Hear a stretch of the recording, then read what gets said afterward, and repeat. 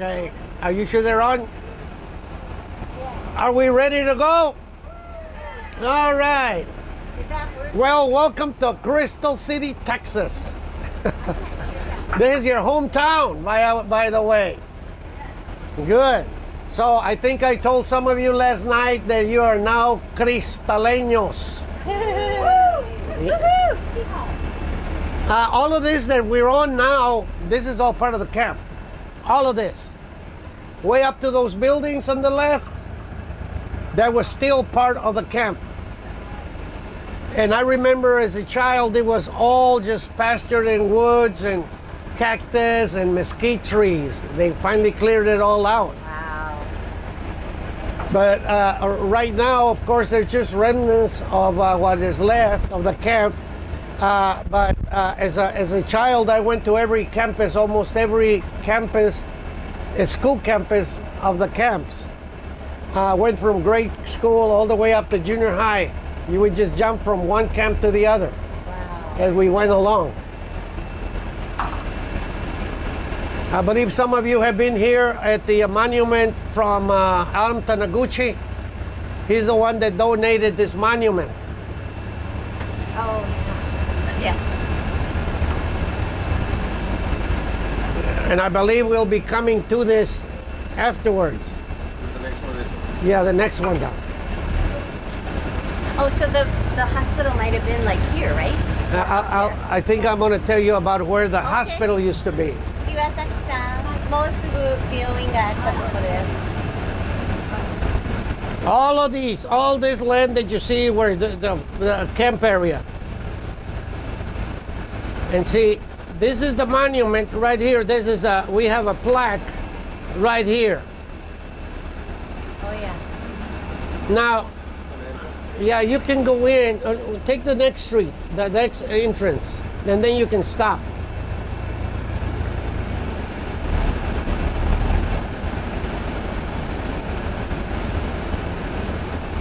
And I believe that on your left, this area on your left, that's where the hospital used to be. You can stop right here. Okay. Hospital? On this area there was the hospital. Victoria Huts? Is that Victoria Huts? No. Oh, the Victory Huts, I think they were back this way. But the hospital, I believe, was here in this place. There's nothing here now. And you can't see the L-shaped building from here, but the L-shaped building is still there, intact. As a matter of fact, it's so preserved because they redid the walls on the outside. So the original wood, it's still there, intact. Oh, really? Wow. Yes. But that was the German side. I see. Okay. That's why I don't know. Yeah. Let's go over by the plaque. Yeah. Well, this plaque was done. This is, we just got these new. These are new. The ones we had before about a year or two ago, the sun had just faded everything away. Now, the plaques here were donated by the Texas Historical Commission. Twice they could give it to us. The third time we'll have to pay for them. When was this erected?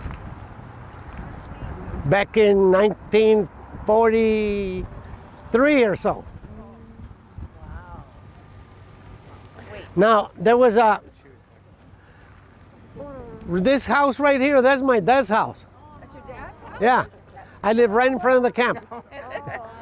Well, he's not here anymore. Oh.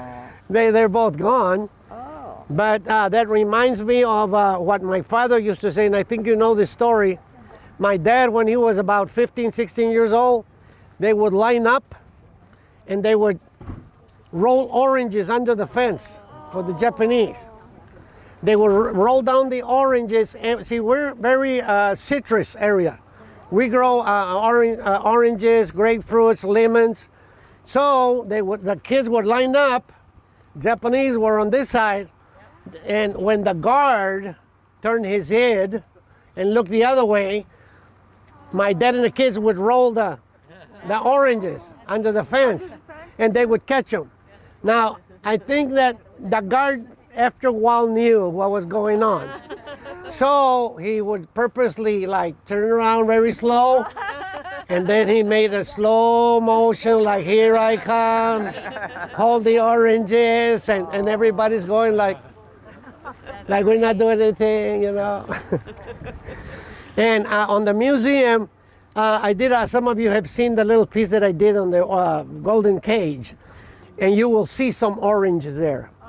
That's the significance of the oranges. Because not only my dad would do that, a lot of kids would do that. They caught on. And there's another interesting character. I don't think I ever mentioned him. His name was, last name Talamantes Castulio, or Castulo Talamantes. He was the gatekeeper. He was just a 15-year-old kid. For the internment camp? What he would do, Japanese and Germans would go out and do community work. When they come back, they had to make sure there was no contraband, like a bottle of tequila or something. So Castulio would jump on the truck, and he would look, and the guards was waiting. Everything clear? Yeah. Yeah, everything's clear. Okay, then they would go in. So the Hispanic and the Hispanic community were kind of trading off as much as they could from one another. And I'll repeat myself in saying that when they got here, my dad thinks, and I believe it's true, that the European Americans didn't understand why the Hispanics didn't see the Japanese as the enemy. Well, no, my dad said, well, some of them looked like us. And we were already in prison because we had no jobs, no houses, nothing. So, yeah, we had a lot in common. And forever, it's been that way. This is why we, you know, you'll be greeted by everybody that you see here, because you have been part of our community. So there's just some little stories that came about. Oh, and I was just told, this is a secret. Don't tell anybody. County judge yesterday approached me and he said that I should talk to you because he found a great big building from the camp, and it has a lot of names of people who were there. I don't know what the messages are, but we're going to find out in a few days. Really? And we may even end up with that building. So I'll have to It's an original. Lots of names, lots of messages. And this coming week, I'm going to go with the county judge to see what it is. I'm excited. I'm excited. Yeah.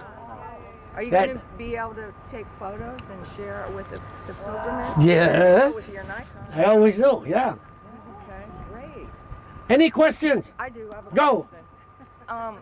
I don't know if you know much about this, but I keep hearing about the walkout in the 60s. I know everything about it. Can you share more information for us ignorant people? Well, yeah, and I think I did a little bit yesterday as to why the walkout. Okay. But see, people were already primed up. It was a keg of powder, and we needed somebody to light it up. For decades, we were already being treated unjustly. For decades. At the time of my dad, the post office was the only source of communication. So Hispanics had to go across into the white community because the post office was there. But they had to get groups. Otherwise, the white kids would be waiting. If you show up by yourself, they'd beat you up. So what my point is, it had already, it was brewing. The community had been brewing for many years. Until the 3 or 4 of our kids said, you know, this is enough. So how long did it last? It lasted about a year. But we had all kinds of volunteer teachers coming in. Oh, we had classes here all over the place. And they were serious about it. And the teachers, we kept a lot of the volunteers, we kept them here as teachers for a long time. The good thing that came out of it, well, a lot of good things came out of it. But I'll use my wife as an example. My wife was a 5th grade dropout, a professional field worker. She was good. Now, when we got, La Raza Unida came about and she came and said, you know what? They're offering me something equivalent to GD, whatever. I said, oh yeah, go for it. Before I knew it, she said, you know what? They said I could get it like an associate degree. I said, good. Then she became a teacher. Yay. And she's not the only one. 20 others, it was a group of 20. And shortly after, another group of 20. And so forth. Now we have our own. We don't have any migrants anymore. Why? Because they're teachers and they're administrators. And I even saw an article once that said that Crystal City has per capita more PhDs and doctorate degrees than any other city. Wow. My brother yesterday has, I call him double D. He's got 2 doctorate degrees in medical. And then Alberto, my brother, has a doctorate degree, and so forth. So, because of La Raza Unida, a lot good has developed here. Well, thank you for Any questions? Any more questions? Did any of the white students or the Okay. larger community support? And very few. There were some, and they're still here. So very few. But it's a long story, but they picked the right time to leave in protest. You see, from this street on this side, that was the Anglo side. There was all houses, okay? But at the time, Urban Renewal had been granted a lot of money. So people were getting grants to buy houses. So it was a fine time to leave. I'll sell you my house, I'll buy it. So they left, but there was a reason, a good reason, because they were getting paid to leave. They didn't leave out of protest because they were totally indifferent. They chose to leave because it was a good time to leave. economically, Yeah. And some of the Anglos stayed and they merged, and you know, we do not discriminate against anybody. We've had Anglos run against Hispanics, known total Hispanics, and they've won. We've had a county judge, Ron Carr. He was supportive of the efforts of the Japanese.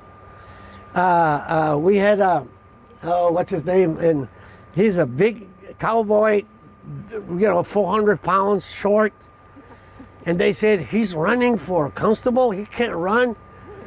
He's too fat to run. No, he filed, and he won. And he won. Joe Taylor. Joe Taylor, people love Joe Taylor. His mother calls him Jose, but his name is Joe Taylor. He won for county attorney. So we've had several. We got one in the school board. We got a black, we got a white, and we got Hispanics. I was going to ask you if there was a Sure. large black population. No, and they have merged, you know. They came into us, we came into them, and you know. Gotcha. What are the demographics today? Here, population, I would say 90% Hispanic, and the others is mixed.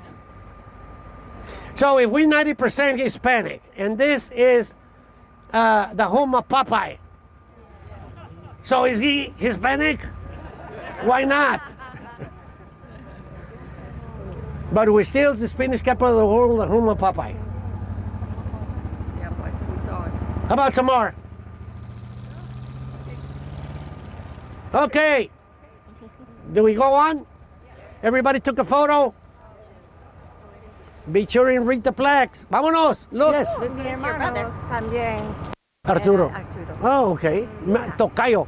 Tocayo. Tocayo. When at Crystal City, we have a lot of water.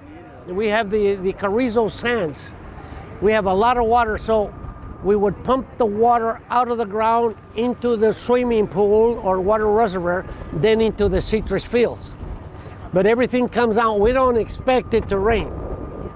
We have to get it down around. But I'll tell you what, there's a problem with that. Since we have a lot of water, everybody wants it.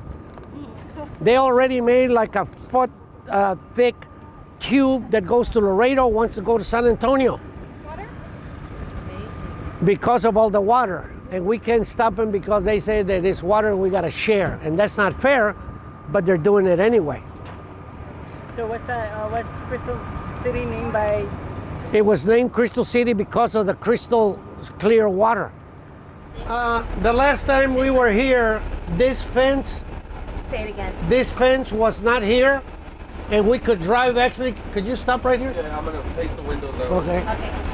If you see straight to your right, in that far building, you can see a little white spot beyond the playground. That is the plaque that it's a memory plaque. But the last time we were here, there was no fence. This time we drove all the way over there. But now, of course, you got double fences, and the door is locked, so we can't visit. But that L-shaped building that you can see way on the right, there was, I believe, a Germans, and it's intact because they put wood siding all around. So, in a way, it's preserving the original wood. And they also did the roof. So the roof should be original. And that building is being used for anything else but to store old desks and furniture. So that's intact, and there is no plans to do anything else but besides being a little warehouse. Now, the last time we were here, and I can't remember the lady's name, but she found herself in that photo that's on that plaque. Is it okay to keep driving? Is that okay to keep Sure, driving? let's go. Yeah, we have to. We go. Well, we're trying to save a little time at 3 o'clock. We have. For the next one. Okay.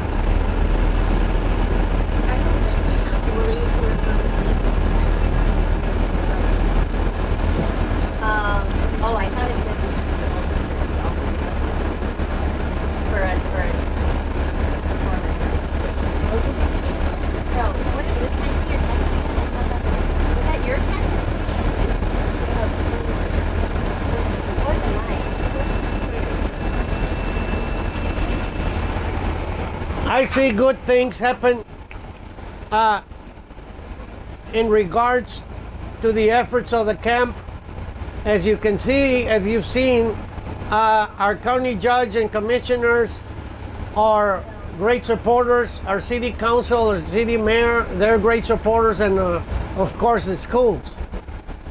So, now we have the museum, Is it on me? and that's going to be, I believe, enhanced as much as we can. And when you visit the museum, as big as it is, remember there's a second floor, and there's plans to expand the museum up to the second floor. But as Diana once told me, which goes real good with us, is that she said, first I gotta put an elevator because I can't climb the steps.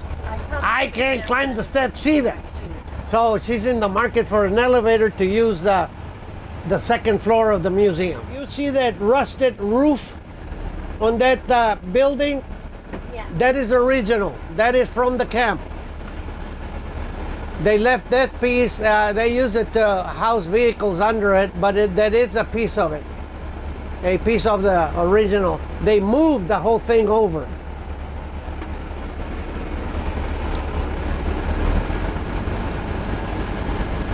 And then all this used to be a golf course. It was all clear, and they got rid of it about close to 1980. Okay, are we going to Calle Aico? Yeah, well, yeah, it's back there. Not yet, though, because we have to get off at a couple of stops. I see the next stop is Calle Aico. Oh, yeah, I read the high school. Oh, yeah. We're here at Ico. We just passed the plaques right here. Oh, we did? Yeah, right here. All right. Far from it. Yeah. All right, good. We don't have the white van. Frozen water would be helpful. They got some water in there. I don't want to take it. All right. Yeah. I'm at the San Antonio Curtin, actually. You're what? I'm at the San Antonio Curtin, the magazine. Oh, okay. Yeah. Well, I represent La Voz. Oh, perfect. Yeah. I know Lavos. Okay, good. Alfredo Santos. Oh, yeah. Very nice. Yeah, I do some photography for him. That's amazing. Yeah. Yeah. I really like the art installation. I'm local. I'm Crystal City. I'm also the Zavala County chairman for the Historical Commission. Oh, that's amazing. Yeah, Wow. recently, but yeah. But I've been doing this for decades. Pardon me? Sorry, what historical commission? The Zavala County Historical Commission chairman. Yeah. But I've been doing this for as long as I can remember. I went to Good work. school in these buildings. Oh, wow. All the camp turned them into school buildings. Wow. so When finally the war ended in World War II, they took them out and then they put the Mexicans in.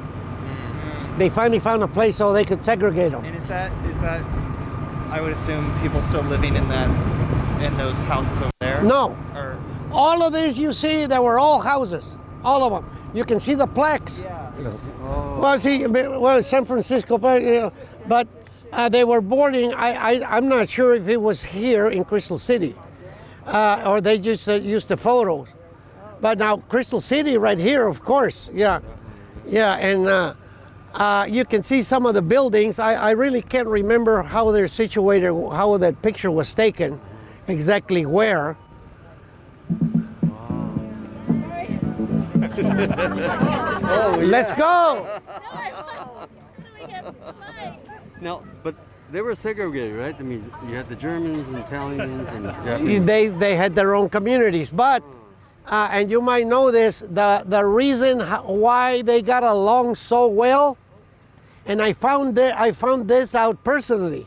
I was talking to this kind of petite German lady, blonde and blue eyes, and she said, Señor Arturo, yo hablo poquito inglés, pero no tanto como usted.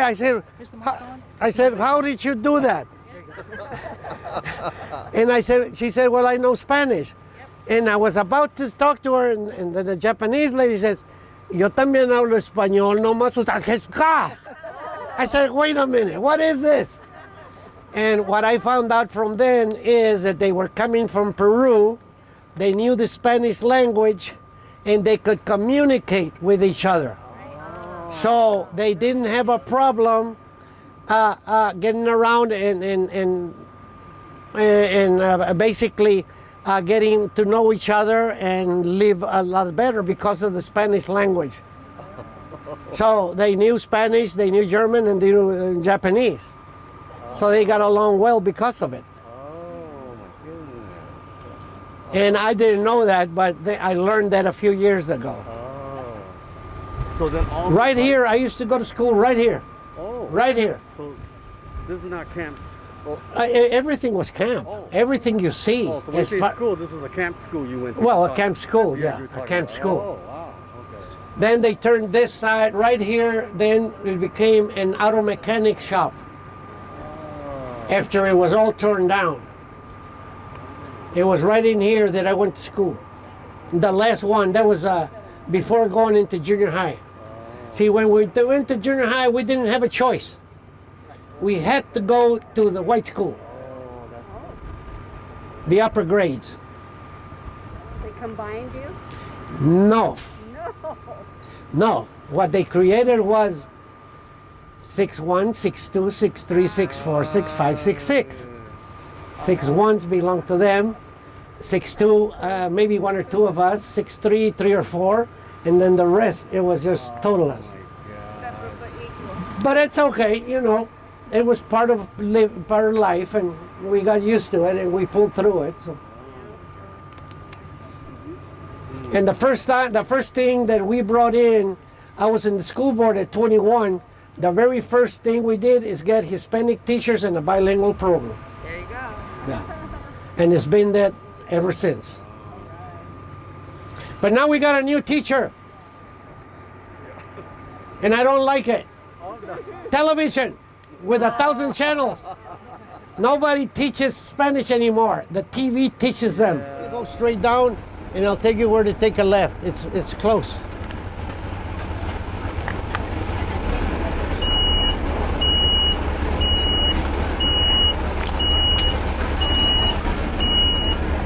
Right about here to your right at about 1 o'clock, there used to be a big hall and we turned it into the Mexican Chamber of Commerce.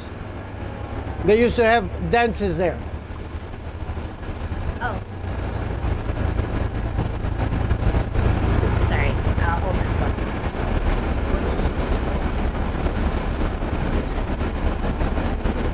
And here to your left is the mighty Javelina Stadium. As you can see, look at the turf. We were the very first ones in the area to bring in an artificial turf. My brother, Dr. Alberto Gonzalez, was the one that brought it in. And I'll repeat, I have to repeat that we are 6-0. And we will win the district. Okay, we're going to take a left right here.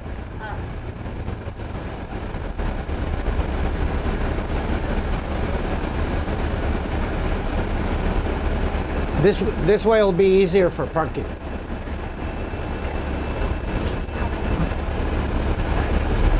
Lady Javelinas. By the way, I'm an advocate of this.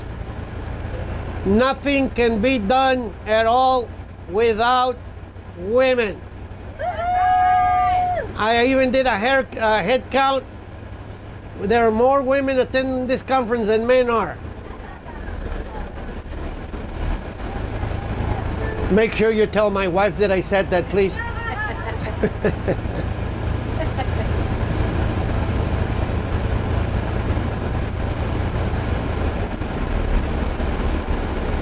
By the way, I was the very first one that got ladies into the Crystal City Lions Club.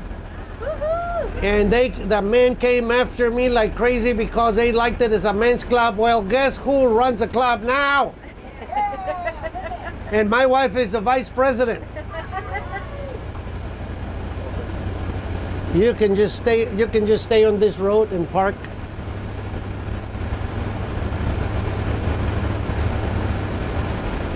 You can see the foundations of the buildings here.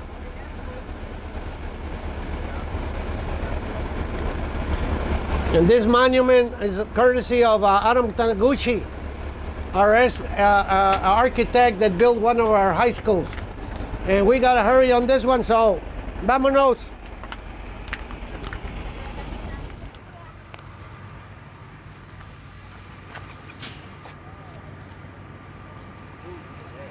Would somebody have the honor to read this for everybody when everybody's here?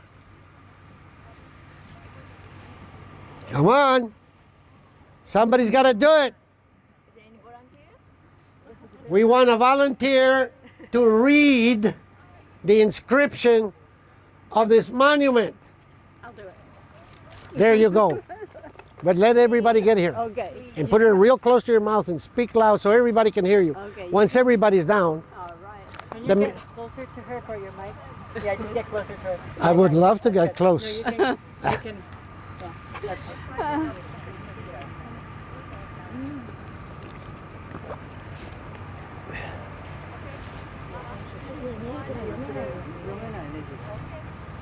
What is your name, ma'am? Mickey. Mickey. All right, everybody. Mickey is going to read the inscription on this monument so you can all hear what this says. Go. World War II concentration camp. Wait, excuse me. Did you hear that? Concentration camp. Yeah. 1943 to 1946. Due to circumstances beyond their control and consequences of a war between the United States and Japan, peoples of Japanese ancestry, both nationals and U.S. citizens alike, were arbitrarily and without justification incarcerated in a concentration camp at this location during World War II. This marker is situated on an original foundation of a two-family cottage as a reminder that the injustices and humiliations suffered here as a result of hysteria, racism, and discrimination never happen again. Dedicated by the sons, daughters, and friends of the families who were detained in this camp, with the cooperation of the City of Crystal City and the Crystal City Independent School District, November 1985. Isn't that wonderful? Thanks to Erin Taniguchi, our architect, we have this beautiful monument forever. I was here in the inauguration of it, and and I have photos of that. They're just fantastic. They're beautiful. And if you see right here, there used to be a warehouse or barracks, real big barracks all across. They were later used as living quarters for teachers, new teachers coming in. Of course, we have some foundations here. Is the wood part of the original No, foundation? no. Just added? These ties came from a railroad. Oh. We had a railroad, they closed it up, and they said anybody that wants ties, so everybody took ties. But it served their purpose. They are from Crystal City, though. They are from Crystal City. And is that a foundation too? Yes, there's a foundation here, there's a foundation, and we're trying to see what we can do with these foundations. We have located about 10 different housing units, maybe more than 10 around town and around nearby Carrizo Springs.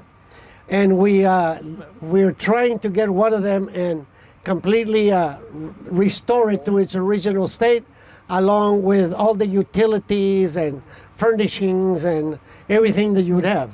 And I think that would be just wonderful if we can do that. Fort Missoula was an internment camp. Well, it wasn't family, but they did that. Yes. Up there, up in Montana. Okay. These were family units? No, I believe not. Oh, okay. As best as I found was that some of the staff workers would live here. Service. Yeah. Oh, okay. Yeah. And did they have barracks like the other camps? No, there were houses like a 2-bedroom house. Yeah. So will we actually see photos of those when we go to my story? Museum? You may, From the outside? because there's a lot of photos there. Okay. But there used to be a little road between the houses. I can't remember exactly where it was, but I remember there were trees and there were houses on both sides. And it was like a driveway all the way over there. And they would go in and out. And I believe they had mesquite trees besides the street, the road. All the areas that we rode the bus in are all part of the All of it.